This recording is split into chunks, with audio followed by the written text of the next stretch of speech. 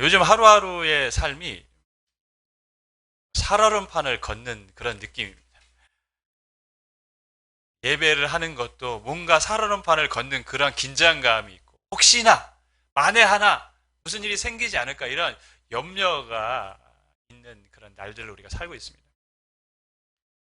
한국교회가 아까 우리 선생님이 기도하신 것처럼 여러 가지 이슈가 되고 있고, 그걸로 인하여서 이미지가 많이 퇴색되어 버린 그런 상황인데, 과연 우리가 이 시대 속에서 하나님이 우리를 향한 교회를 향한 메시지는 무엇일까를 고민하지 않을 수가 없습니다.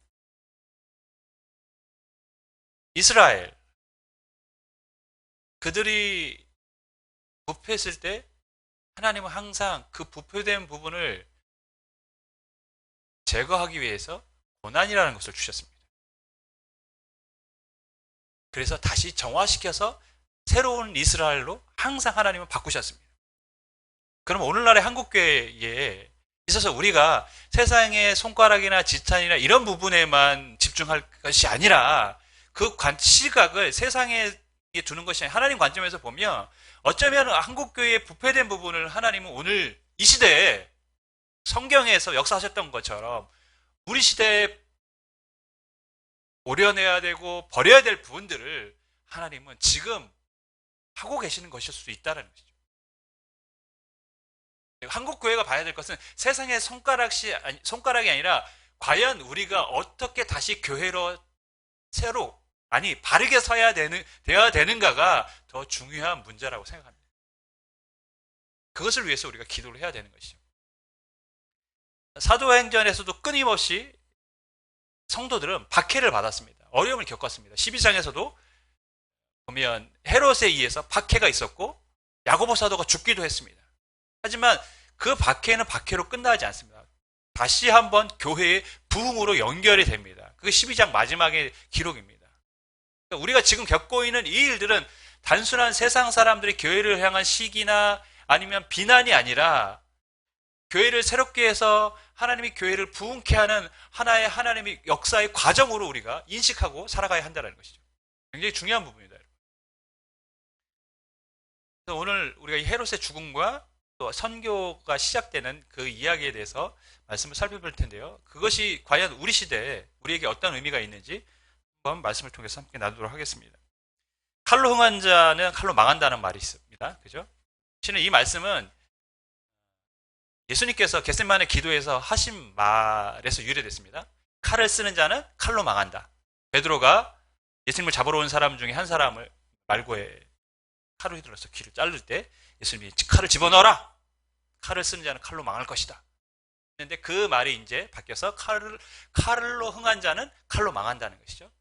다른 사람을 무고하게 피해를 준 사람, 무고하게 피를 흘린 사람은 동일한 그런 핏값을 당한다는 것입니다. 12장에 나온 헤롯이 이 칼로 흥한 자는 칼로 망한다는 말에 아주 잘 부합하는 인물입니다. 12장의 헤롯은 성경에 나온 6명의 헤롯 중에 헤롯 아그리빠라는 사람입니다. 아그리빠 1세. 헤롯은 그럼 어떤 사람이었는가? 우리가 먼저 살펴볼 필요가 있는데, 헤롯은 왜 하나님의 심판을 받았을까요? 그는 굉장히 성격이 다혈질적이고 폭력적인 사람이었습니다. 우리가 잘 아는 것처럼 야고보 사도를 아무 의미 없이 죽였습니다. 그러니까 아무 이유 없이 죽였어요. 왜? 그냥 유대인들이 좋아할까봐 죽인 겁니다. 그리고 나서 베드로도 붙잡았어요. 유대인이 좋아하니까. 그래서 베드로도 죽이려고 했습니다. 그는 폭력적인 사람이죠. 그런데 베드로는 죽일 수가 없었습니다. 왜냐하면 천사가 베드로를 도와줬으니까요. 하나님이 베드로를 도와주셨습니다. 목에서 나오게 하셨습니다. 그런데 한바탕 이제 소동이 벌어집니다. 베드로가 없어진 것을 아니까 이 폭력적인 성향을 가진 헤롯이 가만히 있겠습니까? 가만히 안 있습니다. 경비를 섰던 경비병들을 다 신문하기 시작합니다. 베드로가 어떻게 된 거냐? 어디로 간 거냐? 빨리 말해라! 근데 그들이 말할 수가 있습니까? 못해요. 왜? 자신들이 어떤 일이 일어나는지 모르니까.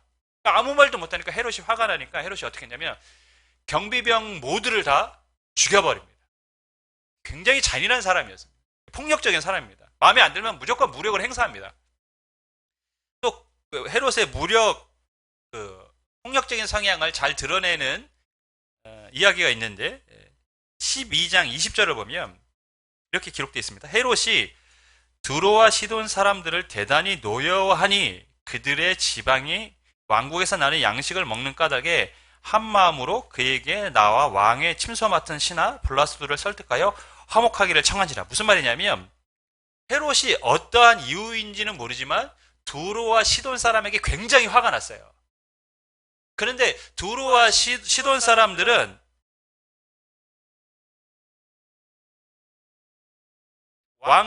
왕실에서 공급되는 식량을 통해서 살아가야 되는 사람들인데 헤롯이 화가 나니까 어떻게 합니까? 그 식량 공급을 중단해 버린 거예요. 다 굶어 죽으라는 거죠. 아주 그냥 마음에 안 들면 지멋대로 하는 사람이 헤롯입니다. 성질머리가 굉장히 더럽습니다. 그러니까 다급해진 두로와 시돈 사람들이 화해를 요청합니다. 우리가 잘못했다. 그러니까 헤롯이 일장 연설을 합니다. 사람들을 모아놓고 연설을 하는데 성경을 보면 그가 그가 화려한 옷을 입었어요. 왕의 옷을 입었다고 하는데 역사학자에 의하면 은으로 된 옷을 입었어요. 햇빛이 찬란할 때 은으로 된 옷을 입으니 옷이 얼마나 반짝반짝거리겠습니까? 그 큰 소리로 막 얘기하는 겁니다. 뭐라고 했겠죠. 니들이 그러면 되냐 뭐 이런 식으로 했겠죠. 그런데 그 두로와 시던 사람들이 그 헤롯의 모습을 보면서 뭐라고 얘기합니까? 저건 사람의 소리가 아니라 신의 소리다. 정말 신의 소리라고 생각해서 그렇게 얘기했을까요? 아니면 헤롯의 마음에 들기 위해서 그렇게 얘기했을까요? 아니 꼭 더럽고 치사해도 먹고 살아야 되니까 헤롯의 연설을 듣고 저건 사람의 소리가 아니야 신의 소리야 아부하는 거죠. 살아야 되니까. 그러자 헤롯은 얼마나 이 어깨에 힘이 들어갔겠습니까? 마치 자신이 대단한 사람인 것처럼 자신을 과시했습니다. 하나님께 영광을 돌리지 않았다고 성경은 이제 기록을 합니다. 그래서 어떻게 됩니까? 하나님이 헤롯을 치셨어요. 헤롯이 병들어 금방 죽었습니다, 여러분. 사람을 죽이는 것을 서슴지 않았습니다. 마음에 안 들면 사람 죽이고 식량 주지 않고 그렇게 자신이 가진 권력, 칼을 휘둘렀습니다. 어떻습니까? 금방 죽었습니다. 근데 우리가 여기서 생각해 볼 것이 있는데 여러분 헤롯이 로마 제국의 황제도 아니고 로마 제국에서 일임한 어떠한 지역의 왕인데 헤롯 아그리빠가 그런데 이렇게 권력을 마음대로 휘두를 수 있을까요? 왜냐하면 잘못했다가는 로마 황제로부터 쫓겨날 수도 있으니까요. 그 사람들이 그 지역 사람들이 반란을 일으키거나 혹은 로마 정부에게 뭔가 청원하거나 이런 민원의 소리가 계속 커져가면 로마 정부도 가만히 있지 않는데 어떻게 헤롯이 이렇게 제멋대로 무력을 행사할 수 있었을까? 실은 이 헤롯은 황제로부터 굉장히 총애를 받는 사람이었기 때문에 그렇습니다. 뒷배가 굉장히 든든한 사람이었어요. 이 이야기는 그의 할아버지 헤롯 대왕으로 거슬러 올라갑니다. 헤롯 대왕, 예수님이 탄생했을 때 동방박사가 찾아와서 유대인의 왕으로 나신 이가 어디 있느냐 하고 물었을 때 그 왕이 헤롯 대왕이죠. 그때 헤롯과 유대 예루살렘에 있는 사람들이 다 소동했다 이렇게 표현을 했습니다. 소동했다라는 말이 뭐죠? 놀랐다는 표현입니다. 깜짝 놀랐습니다. 왜냐하면 이 헤롯 대왕, 그러니까 지금 헤롯 아그리빠의 할아버지죠. 헤롯 대왕은 이전에 많은 사람을 이미 죽인 전례가 있어요. 헤롯 대왕이라고 말할게요. 헤롯 대왕은 에돔 사람입니다. 유대인에게 잘 보이고 싶어요. 그래서 성전도 지었다고 말씀했습니다. 성전도 지어주려고 굉장히 노력했던 사람이죠. 그리고 엄청나게 큰 성전도 지었습니다. 근데 그가 또 유대인에게 잘 보이기 위해서 한 일이 뭐냐? 유대인들에게 왕으로 인정받기 위해서 한 일이 뭐냐? 제사장 가문의 딸과 결혼을 합니다. 유대에. 그래서 나는 유대의 왕이 될 수 있다라는 걸 인정받고 싶었어요. 그 아내가 이제 미리암네라는 아내인데요. 이 미리암네에게서 두 명의 아들을 낳습니다. 이름은 몰라도 돼요. 아리스토블루스와 알렉산더라는 왕을 낳아요. 아들을 낳습니다. 아리스토블루스와 알렉산더라는 아들을 낳는데 문제는 뭐냐? 이들이 크고 나니까 이들이 두려운 겁니다. 왜? 유대의 혈통을 가진 사람이니까 이들이 유대인의 왕이 될까봐 두려움이 있어요. 그래서 어떡합니까? 반역을 했다는 이유로 이 두 아들을, 그리고 미리암네, 자신의 아내 미리암네의 어머니, 그 관련된 친족들을 다 어떻게 했을까요? 다 죽여버렸습니다. 이미 칼을 휘둘렀습니다. 그러니까 이 아그리빠의 성품이 헤롯 그 자신의 할아버지의 성품과 굉장히 비슷한, 칼을 휘둘렀어요. 다 죽여버렸습니다. 그때 헤롯의 아들 아리스토블루스, 이름 잘 몰라도 돼요. 아리스토블루스, 죽은 아리스토블루스의 아내가 그의 아들을 살리고 싶어가지고 로마로 보냈어요. 그게 누구냐? 헤롯 아그리빠입니다. 헤롯 아그리빠는 로마에서 살아서 어떻게 우연치 않게 로마의 그 왕실과 가까워진 거죠. 좀 철이 없던 사람이기도 합니다. 아그리빠는. 성품이 보면 굉장히 다일제적이죠. 즉흥적입니다.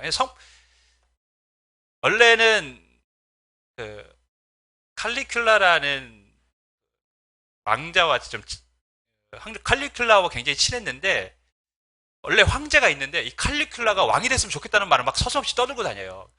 로마의 황제가 됐으면 좋겠다. 로마 황제가 좋아합니까? 싫어하죠. 그래서 투옥시켜 버렸어요. 그런데 천운을 타고난 사람이죠. 칼리큘라가 황제가 됩니다.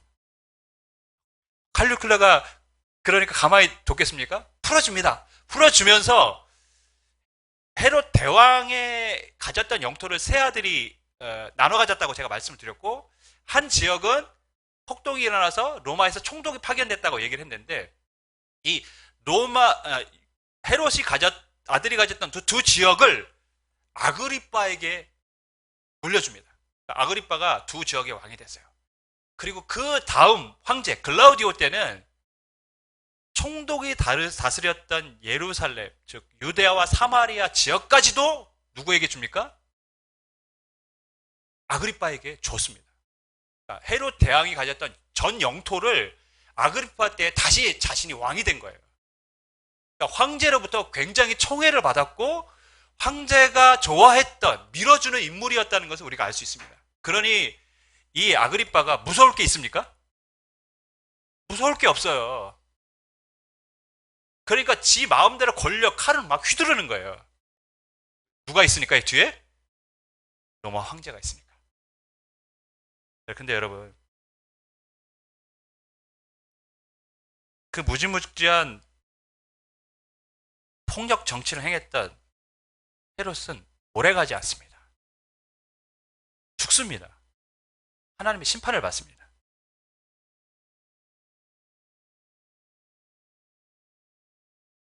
로마 황제의 마음을 얻어서 권력을 마음대로 휘두르고 그렇게 살아갔지만 오래가지 않습니다, 여러분. 사람의 마음을 얻었지만, 권력자의 마음을 얻었지만 누구의 마음을 얻지 못했습니까? 하나님의 마음을 얻지 못했습니다.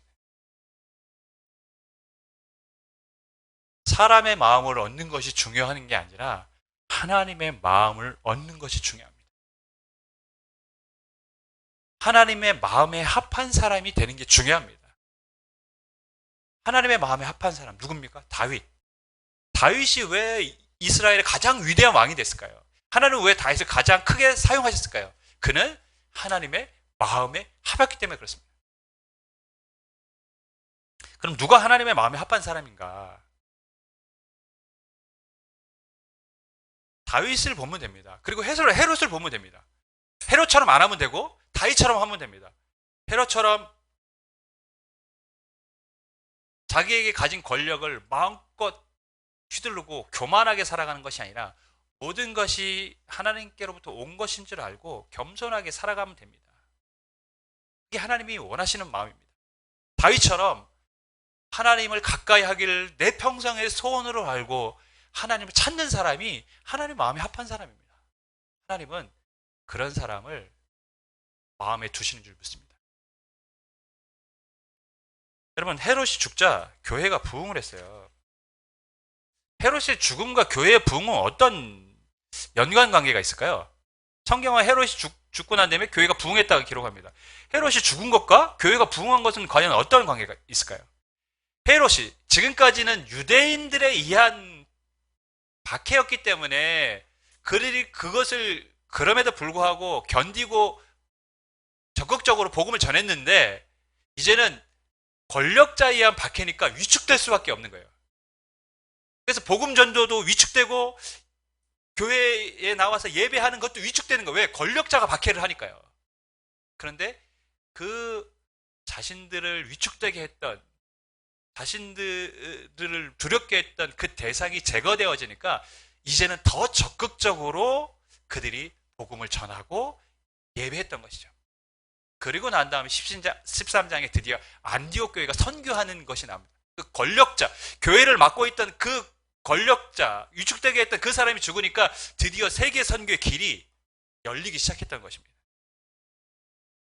여러분, 오늘 우리의 상황은 제가 아까도 말씀드린 굉장히 위축된 상황입니다. 너무 조심스럽고 정말 살얼음판을 걷는 것 같은 굉장히 두려움이 있는 지금 시대를 살고 있어요. 분명한 것은 이러한 위축된 상황이 우리를 분명히 초대교회 성도들처럼 그들의 교회의 성장과 영적인 부흥을 가로막는 분명히 원인이 되지만, 분명한 사실 하나는 하나님은 반드시 언젠가는 그것을 제거해 주실 때가 있다는 것입니다. 지금의 코로나 사태, 여러 가지 교회에 대한 이미지들, 언젠가는 하나님이 우리를 다시 새롭게 해 주실 때가 있을 것입니다. 우리는 그것을 기대하면서 기도하는 것입니다. 단 그때까지 우리는 조심조심 하는 것이죠. 12장까지가 사도행전의 전반부입니다. 헤롯의 죽음으로 끝냅니다. 그리고 베드로가 다른 지역으로 이동하는 것까지 나옵니다. 그리고 베드로는 이제 13장부터는 잘 등장하지 않습니다. 15장이나 한번 등장합니다. 그리고 이제 누가 나옵니까? 사울, 바울 중심으로 사도행전이 기록이 됩니다. 전반부가 끝났어요. 이제 후반부에는 누가 이제 주도적으로 사역을 합니까? 바울, 사울이 사역합니다. 이게 굉장히 중요한 내용입니다. 베드로는 이제 사라져요. 거의 전면에서 사라집니다. 그렇다고 그가 교회사에서 아무 일도 하지 않느냐? 그건 아니에요. 사도행전에서의 역할에서만 그렇습니다. 주님께서 주신 사명이 있어요. 베드로는 교회, 복음의 문을 여는 역할을 했어요. 그래서 예루살렘과 사마리아와 이방인에게 복음의 문을 여는 역할을 했습니다. 그리고 그는 그 역할을 충실히 하고 사라집니다. 그 다음은 누가 합니까? 그 다음에 사명을 맡은 사람, 바울. 이방인의 사도로 세워진 바울이 사역합니다. 그가 그 열려진 문을 향해서 이제 달려가서 온 세계에게 복음을 전하기 시작합니다. 여러분, 정말 아름다운 모습이죠? 저는 이것을 보면서 도전을 받아요. 부모로서 도전을 받는 게 있고, 지금 이 하나성문교회에 우리가 첫 개척교회 멤버로서의 도전을 받는 부분이 있습니다. 여러분, 베드로는 문을 열었지만 그 문을 통해서 누가 더 큰 사역을 합니까? 바울이 더 큰 사역을 합니다. 우리가 신앙의 1세대일 수도 있고, 혹은 우리의 자녀들이 지금 신앙생활을 같이 하고 있는데, 우리는 문을 여는 역할을 할 수도 있어요. 베드로처럼. 우리는 문을 연 거예요. 하지만 우리가 기대하는 건 뭡니까? 그 열려진 문을 향해서 우리의 자녀들은 더 크게 하나님 앞에 쓰임받게 되기를 주님으로 간절히 축원합니다. 저는 그걸 기대합니다. 우리 교회도 마찬가지예요. 우리는 지금 문을 열었어요. 베드로처럼 문을 연 거에 불과합니다. 그 다음은 우리의 자녀들 세대가 더 하나님 앞에 쓰임받기를 기대하고, 그런 기도 제목이 생겼어요. 주님, 우리는 문을 열었지만 우리의 다음 세대, 우리의 젊은이 세대는 이 열려진 문을 향해서 더 크게 하나님 앞에 쓰임받게 해주십시오. 여러분, 그러면서 고민을 하기 시작해요. 그럼 베드로는 토대를 나왔는데, 그죠? 문을 연 거, 토대를 놓은 거죠? 그럼 우리는 지금 나는 무엇을 해야 될까? 고민이 생겼어요.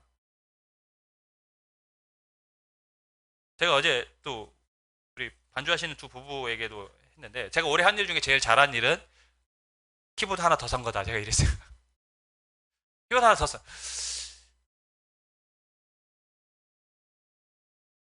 예배를 위해서 준비하는 모습들. 아마 더 하나님 앞에 집중하려고 노력할 것입니다.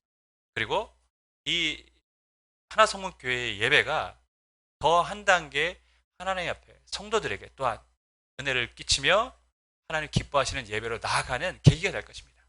또 이러한 모습들을 통해서 우리의 젊은이들이 나중에 보면서 도전을 받고 또 다른 사람들이 또 찬양을 반주를 배우고 노력하면서 믿음의 단계를 밟아갈 수 있는 그러한 저는 계기가 될 거라고 믿습니다. 여러분, 지금의 우리가 문을 열었다면 우리의 자녀들은 이제 달려가야 되는데, 근데 그렇기 위해서 우리가 정말 좋은 토대를 놓아야 되는데 그게 뭘까? 저는 이러한 상황에서도 우리가 바르게 예배하는 모습을 반드시 보여줘야 된다. 그러니까 우리의 자녀들에게, 우리의 다음 세대에게 예배는 어떻게 해야 되는 거예요? 어떤 상황에서도 예배는 이렇게 해야 돼! 라는 것을 우리가 본보기로 좀 보여줬으면 좋겠다는 마음이 있어요. 그래야 그 아이들이 어떤 상황에서도 예배는 언제나 해야 되는 거야. 예배는 반드시 해야 되는 거야. 그런 마음을 갖지 않을까요? 또한 그리스도인으로서 바른 삶을 살아가는 모습을 우리가 보여줄 필요가 있습니다. 그리고 베드로가 그랬고 안디옥 교회가 이제 선교를 시작하는데 그런 것처럼 우리가 복음을 전하고 이 선교하는 일에 더 적극적으로 참여해야겠다. 그것이 우리가 우리 자녀들에게 보여줘야 될 모습이라고 봅니다. 왜? 교회는 복음을 전하고 선교하는 일에 최선을 다해야 된다. 저는요, 요즘 뭐 하도 언론에서 뭐 개척교회 이야기 나오니까 주변에 있는 목사님들이 가끔 전화를 해주세요. 어떠냐. 선배 목사님들이. 힘들지 않냐.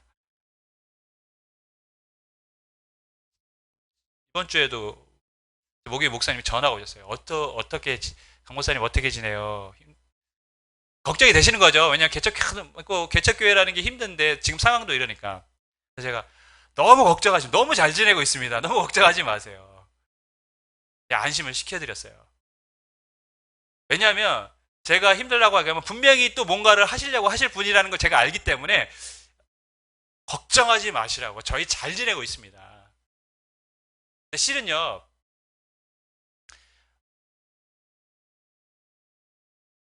교회들이 어려워지면 제일 먼저 예산 중에서 뭘 삭감할 것 같습니까? 선교비를 삭감을 합니다. 왜 그럴까요? 다른 지출들은 방법이 없잖아요. 임대료 안 냅니까? 전기료 안 나갑니까? 다른 부분에 지출을 어떻게 뺄 데가 없어요. 그러니까 양해를 구하는 거죠. 잠시만 저희가 사정상 못해. 여러분,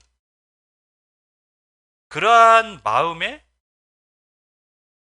뭐라 그럴까, 유혹? 생각이 든 적도 있어요. 가끔은 한 번 정도 네, 있습니다. 그런데 그건 아니라는 걸 제가 알기 때문에, 하나님이 원하시는 것이 그게 아니기 때문에 우리는 더 열심히, 더 적극적으로 선교사에게 동참해야 될 줄 믿습니다. 그런 모습을 우리의 자녀들에게 보여줘야 돼요. 그래, 어려워도 선교는 계속해야 돼. 왜? 하나님이 기뻐하시는 일이니까. 안디옥 교회가 드디어 세계 선교를 시작하는데요. 이 안디옥 교회의 지도자들을 먼저 소개합니다. 13장 1절 제가 읽습니다. 안디옥 교회의 선지자들과 교사들이 있으니 곧 바나바와 니게르를 하는 시므온과 그레네 사람 르기오와 분봉왕 헤롯의 젖동생 마랑과 및 사울이라. 시간이 없어서 제가 빨리빨리 가겠습니다. 5명의 지도자가 있는데 우리가 바나바와 사울은 이미 익히 들어서 알고 있습니다. 그리고 나머지 3명은 다 다른 사람들입니다. 니게르, 시므온은 니게르, 흑인이에요. 루기오, 구레네 출신이라고 돼요. 이 구레네는 지금의 리비아 수도 트리폴리입니다. 즉 북아프리카 지역에 있는 곳에서 온 성도가 교회 지도자가 됐어요. 마나에는 헤롯의 젖동생. 왕실 측근 혹은 왕족 뭐 이렇다는 거죠. 그러니까 굉장히 북아프리카에서 온 사람, 흑인, 왕실에 있던 사람, 이런 사람들이 다 뭐가 됐습니까? 교회의 지도자로 있다라는 게 특이한 겁니다. 실은 이 안디옥 교회가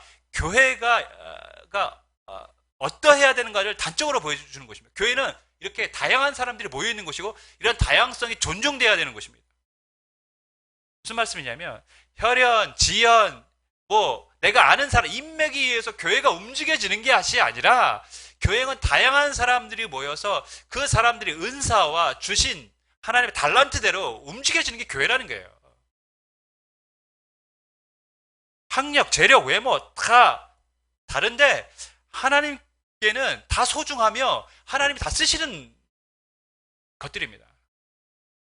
저는 오늘날 한국 사회가 그렇고 바꿔야 될 게 있다고 생각하는 게 뭐냐면 약간 한국 사회는 약간 선비 사상이 있어요. 조선시대의 영향이 좀 있는 거죠. 조선시대 뭡니까?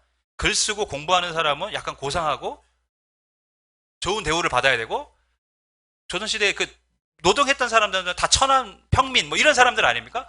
아직도 한국 사회는 그런 의식들이 있어요. 뭔가 펜대를 굴리고 공부하는 사람들은 좋은 대우를 받아야 된다고 생각을 하고 노동 현장에서 일해야 되는 사람들은 뭔가 대우를 덜 받아도 된다고 생각하는 그런 인식들이 깔려 있어요. 저는 그거 굉장히 나쁜 거라고 생각합니다. 하나님께는 모든 사람이 차별이 없어요. 어떤 사람은 자신의 머리를 공부를 통해서 하나님 앞에 영광을 돌릴 수 있고 어떤 사람은 자신의 기술을 통해서 하나님 앞에 영광을 돌릴 수 있는 겁니다. 그게 교회의 본 모습이에요. 근데 한국 사회는 여전히 조선시대에 가졌던 그런 선비 사상이 좀 남아있는 것 같아요. 뭔가 이렇게 하면 대우를 받아야 된다고 생각해요. 펜대를 굴리고 뭔가 시험을 봐서 합격을 하면 뭔가 그 사람은 대우를 받아야 되고 그렇지 않습니다, 여러분. 하나님 앞에 다 은사가 다르고 달란트가 다릅니다. 그것을 인정하는 게 중요합니다. 교회는 그것을 인정하는 곳이어야 합니다. 그런데 여러분, 교회는 분명히 다양성이 존중하는데 이 다양성이 주는 장점이 뭐냐? 다양성은 당연히 여러 사람이 자신의 맡은 역할을 하기 때문에 더 많은 퍼포먼스, 능력을 발휘할 수 있습니다. 네, 능력을 발휘할 수 있어요. 더 많은 일을 할 수 있습니다. 근데 단점이 있어요. 구성원이 다양하다. 그럼 뭐가 단점입니까? 일치되기가 쉽지 않다. 말들이 많아진다. 자, 그럼 이러한 다양성인 교회에서 그 교회를 하나로 만드는 것은 무엇일까요? 그게 바로 기도입니다. 우리 성경을 보면 2절에 보면 이렇게 기록합니다. 주를 섬겨 금식할 때 성령이 이르시되 금식을 했습니다. 왜 금식했을까요? 성경 이유에 대해서 안 나옵니다. 3절에 보면 이에 금식하며 기도하고 이렇게 기록하고 있습니다. 그러니까 이들이 금식만 한 것이 아니라 기도했다라는 것을 우리가 알 수 있습니다. 여러분, 금식하는 사람이 금식만 합니까? 나 오늘부터 금식할 거야 하면 그거는 금식입니까? 다이어트입니까? 그건 다이어트죠. 금식만 하면 그 금식이라고 말하면 안 돼요. 나 오늘부터 금식할 거야 해서 밥을 안 먹는다. 그거는 다이어트예요. 금식이라는 것은 하나님 앞에 집중하는 것, 기도하는 것까지 포함되는 겁니다. 여러분, 이들은 금식하며 기도했습니다. 그래서 일치된 뜻을 발견하는 것이죠. 여러분, 기도할 때 성령님께서 그들에게 생각을 주셨어요. 하나님의 뜻을 알게 해주셨습니다. 그러니까 어떻게 됩니까? 하나님의 뜻을 따르는 겁니다. 한국 교회가 분란이 참 많아요. 지금도 있고. 왜 분란이 있을까요? 기도하지 않기 때문입니다. 기도하지 않으니까 누구의 소리를 자꾸 냅니까? 자기의 소리를 내는 거예요. 자기의 소리. 내가 맞는 거예요. 내가 옳은 거예요. 정준 선교사님이 저한테 여러 번 질문한 것 중에 하나가 왜 저를 도울 생각을 하셨습니까? 이 부분이에요. 정준 선생님이 생각하기에는 왜 나를 돕지? 이 목사님이? 이게 의문이 든다는 거예요. 왜냐하면 같은 교단도 아니고 한 교회에서 사역을 했지만 사역하는 영역이 좀 다르긴 했어요. 그래서 그렇게 가까이 이지도 않았는데 목사님 동기분들도 선교사님들도 파송된 분들도 많을 테고 교단의 선교사님들도 있고 한데 왜 교단에 있는 목사님이나 동기를 도와주지 않고 왜 굳이 나를 도와주려고 하셨습니까? 저한테 몇 번 물으셨어요. 왜 도와주려는 마음이 생겼을까요? 하나님이 그렇게 마음을 주셨기 때문에 그렇습니다. 실은 선교사님이 이제 파송을 할 때의 일인데, 저는 교단이 굉장히 작은 교단이에요. 그래서 교단에서도 못 도와주고, 그리고 지금 사역하는 교회가 교단 소속 교회도 아니니까 교단에서도 주파성 교회로는 파송을 못 하는 거죠. 그러니까 주파송으로 파송해줄 교회도 없고, 그러니까 이 선교사님은 선교 현장에 가면 어떻게 살아야 됩니까? 누군가 십시일반 도와주는 수많은 협력자들이 있어야만 사역을 할 수 있다는 걸 제가 안 거죠. 그래서 그분을 위해서 기도하면서 기도하는 시간이 있었는데, 기도 제목을 그렇게 내놨어요. 우리 많은 사람들이 협력할 수 있도록, 많은 사람들이 선교사님 사역에 동참할 수 있도록 기도해 주세요. 그래야 사역을 할 수 있습니다. 기도를 했어요. 그런데 기도하면서 하나님도 저에게 그런 마음, 너도 도와야지. 너도 도와야지. 아, 그럼요. 제가 도와야죠. 기도만 한 게 아니라, 기도만 시킨 게 아니라, 저도 도와야죠. 그래서 제가 반드시 내가 이분을 도와줘야겠다. 왜? 하나님이 그렇게 마음을 주셨기 때문에. 여러분, 기도하면 하나님이 하나님의 마음, 뜻을 알게 해주십니다. 그래서 교회가 하나가 되는 거예요. 왜 교회가 분란이 생기냐? 기도하지 않으니까, 자기 소리를 내니까 분란이 생기는 것입니다. 안디옥 교회는 많은 구성원들, 서로 다른 구성원들, 다양한 사람들이 섞여 있었지만 하나가 됐어요. 왜? 기도했기 때문에. 기도를 통해서 하나 되는 교회가 되기를 주님의 이름으로 간절히 축원하겠습니다. 그래서 누구를 선교사로 파송합니까? 바나바와 사울을 세웁니다. 여기서 우리가 좀 특이한 점이 있어요. 바나바와 사울이 누구죠? 안디옥 교회에서 가장 중요한 사람들. 실은 안디옥 교회 담임 목사와, 그죠? 바나바, 그리고 그 바나바가 불러서 협동해서 같이 목회를 했던 사울. 그러니까 안디옥 교회에서는 없어서는 안 될 인물. 그들이 빠지면 교회가 휘청거릴 수도 있어요. 그런데 하나님은, 성령님은 바나바와 사울을 따로 세워서 보내라고 하셨어요. 그 말의 의미는 뭡니까? 선교는 가장 중요한 일이라는 것이죠. 선교는 가장 중요한 일이에요. 그래서 하나님은 가장 중요한 사람을 하나님이 보내십니다.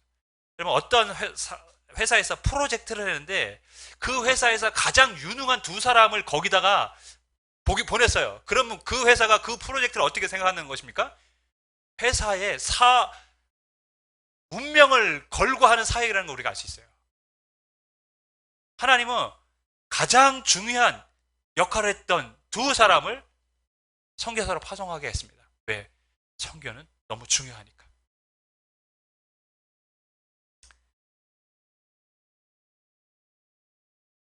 그러면 왜 하나님은 여기서 또 하나 있어요. 보통 우리가 선교사님이 이제 선교를 갈 때 그분들은 소명을 받고 떠나죠. 사울과 바나바에게만 하나님이 말씀하신 것이 아니라 5명의 지도자에게 다 한꺼번에 말씀하셨어요. 그죠? 보면 사울과 바나바를 따로 세우라. 사울과 바나바에게만, 야, 너희 둘은 선교사로 나가, 세계 선교하러 나가. 그러니까 사울과 바나바가 어느 날, 이제 우리는 여기 사역을 그만두고 교회 함께 공동 지도자 역할을 했던 사람들에게 이제 우리는 선교 사역을 가야 될 것 같습니다. 하나님이 가라고 하십니다. 근데 나머지 3명의 지도자들은 그래요? 이게 아니라 하나님 그렇게 말씀하셨어요? 이 나머지 3명의 지도자들이 동일하게 말씀하셨다는 것이죠. 무슨 의미가 담겨져 있습니까? 2명은 파송을 받습니다. 나머지 3명의 지도자 교회는 뭘 해야 됩니까? 그 두 사람을 도와줘야 되는 사람들입니다. 선교는 같이 하는 겁니다. 그걸 하나님이 알려주신 겁니다. 둘이 파송됐다고 끝이 아니라 너희는 이제 여기서 저 두 사람을 도와서 세계의 선교가 이루어질 수 있도록 협력해야 되는 것이죠.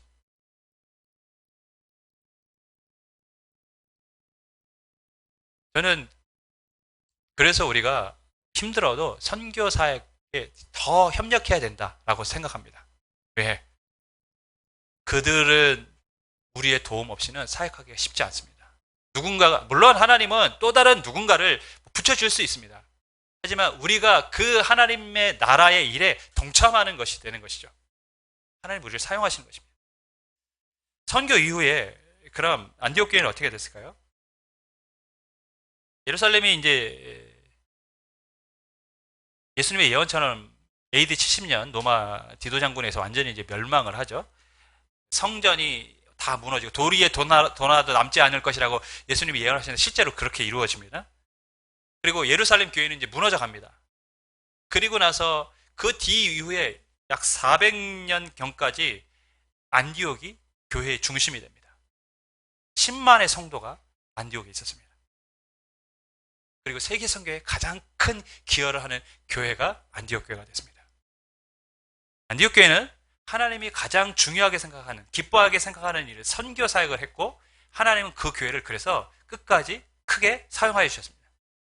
여러분, 이거 굉장히 중요한 대목이죠. 코로나 사태 이후에 이런 뉴스가 있었습니다. 팍스 아메리카나는 이대로 사라지는가? 무슨 말씀이냐면, 로마가 통치했던 아우구스투스부터 해서 한 2세기가량을 로마의 평화 시대, 로마의 최번영의 시대라고 합니다. 그래서 그 라틴어로 팍스 로마나, 로마의 평화 시대라고 얘기합니다. 근데 지금이 미국이 주도하는 평화, 그래서 팍스 아메리카나 이렇게 얘기합니다. 근데 그 시대도 저물어 가는가? 이렇게 이야기를 하고 있습니다. 지금 미국이 흔들리죠. 코로나 사태로 인해 미국의 입지가 이제 더 이상 세계에서 주도적인 역할을 하기에는 뭔가 문제가 좀 있어 보입니다. 그래서 이제 미국의 시대도 저물어 가는 거 아니냐? 라고 말들을 합니다.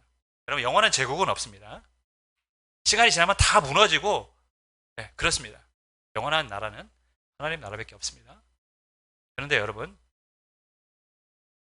로마, 유럽도 거의 무너졌죠. 무너져 가고 있죠. 지금도. 해가 지지 않는 나라라고 했던 대영 제국, 영국도 지금 옛날 같지 않습니다. 이미 가는 힘이 빠진 상황이죠. 그 다음에 미국, 번영했다가 쇠퇴합니다. 시간이 지나서 어쩔 수 없는 현상입니까? 그렇게도 말할 수 있습니다. 어차피 제국이란 번영하고 쇠퇴하는 거니까요. 그런데 이 신앙의 관점으로 보면 어떻게 될까요? 선교를 했던 시대에는 그들은 번영했습니다. 미국도 마찬가지죠. 미국 세계 최고의 선교사를 파송하는 나라, 신앙을 중심으로 세워진 나라. 그러나 그 지금 믿음의 근간이 흔들리고 있는 나라입니다. 그러와 동시에 어떻습니까? 그들이 번영도 쇠퇴하고 있습니다. 우연일까요? 하나님이 기뻐하시는 일을 할 때 하나님은 그들에게 복을 주십니다. 그들에게 은혜를 베푸십니다. 그들을 사용하십니다. 하지만 그 복을 받은 인간이 주신 것이 하나님께로 온 것인 줄 모르고 그 주신 것에 취해서 살아갈 때 하나님 잊고 살아가면 어떻게 됩니까? 그때부터 쇠퇴하기 시작합니다. 그것이 실은 성경의 반복된 역사입니다. 주 안에 사랑하는 여러분, 오늘 말씀을 통해서 우리가 중요하게 생각할 것이 두 가지가 있습니다. 첫 번째, 사람의 마음을 얻는 것이 중요한 것이 아니라 하나님의 마음을 얻는 것이 중요하다. 사람의 마음을 얻어서 잠시 잠깐 부흥하고 영광을 얻을 수 있지만 그것은 금방 사라진다는 것이죠. 하나님의 마음을 얻는 자에게 영원한 복과 은혜가 있는 줄 믿습니다. 또 하나, 하나님이 기뻐하시는 선교에 적극적으로 우리가 동참해야 된다. 왜냐하면 기뻐하시고 사용하시기 때문인 줄 믿습니다. 그렇게 될 수 있기를 주님을 간절히 축원하겠습니다.